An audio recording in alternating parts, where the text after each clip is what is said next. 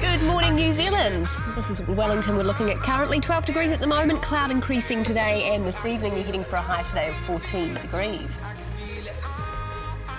Yes, it's 6:52. Violent unrest has erupted in Egypt following the ousting of Egyptian President Mohamed Morsi from power. Mohamed Morsi now under house arrest. Now a number of his former cabinet ministers are being sought, and the head of the country's Supreme Constitutional Court is now the interim president. Well, with me on the phone from Egypt is CNN correspondent Carl Penhall, who is in Cairo. Carl, we've had 24 hours or so since Morsi was deposed. What's the latest on the ground? Well, on the ground here, certainly around Tahrir Square, Egyptians have turned out for a second night of celebrations. These are obviously those Egyptians who were opposed to the government of Mr. Morsi and who have come out in support of that military-civilian coup that has been staged. But away from this square, yes, concern among officials of the Muslim Brotherhood. They say that matters have moved on a step, that it's got worse than just a simple coup to oust a democratically elected government. They believe that a full-blown witch hunt is now underway.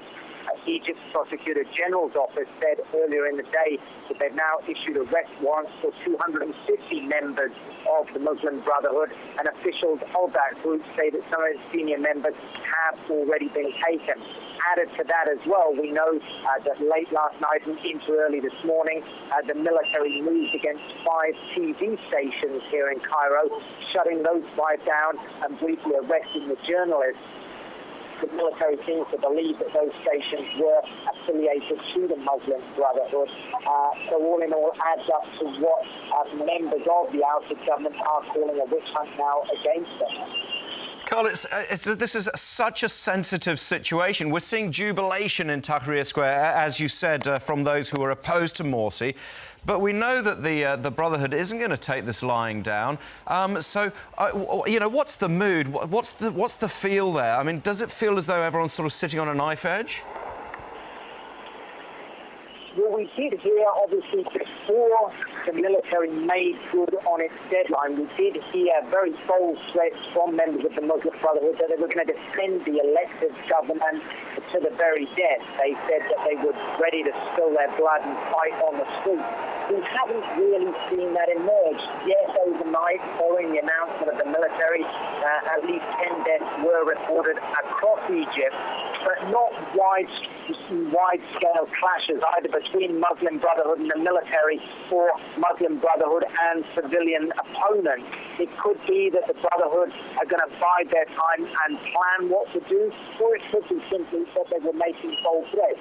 We do know, of course, that their organisational structure, however, remains intact, that they are a well-organised and well-financed group. But right now, those knife-edge scenarios are not emerging. OK, thank you very much, Carl Penhall from CNN in Cairo. And joining us now from Dunedin to tell us more about the situation, Otago University Professor Dr. Robert Patman. Good morning, Robert. So the military, we've just been hearing there from Carl, has moved into the TV stations. Hundreds of Muslim Brotherhood members well, there are certainly warrants out for their arrest.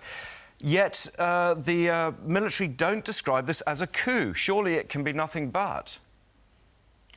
Well, the military have presented this as an intervention, which has clearly deposed President Morsi, but not a coup. And the reason they present it in that way is that when they made their announcement, the military felt they were responding to popular pressure from the street. Millions of people had been demonstrating for about 4 days. And in addition, they felt they were responding to the inability of the Morsi government to react to pleas from people to begin to change policy. So they also have indicated that they will be returning Egypt to civilian rule in the not too distant future. And they have appointed Adli Mansour, who is the Chief Justice of the Constitutional Court in Egypt, to oversee a technocratic government. How long this process, of course, will take is another matter, which, of course, raises concerns whether the military will withdraw from Egyptian politics as they have pledged to do so.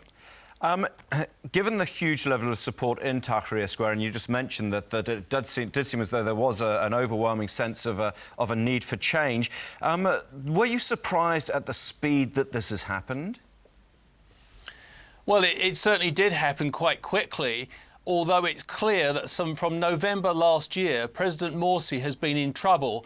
And one of the biggest worries for President Morsi is that a lot of people that supported the Muslim Brotherhood in the elections, which they won fairly and freely, have apparently deserted the Muslim Brotherhood.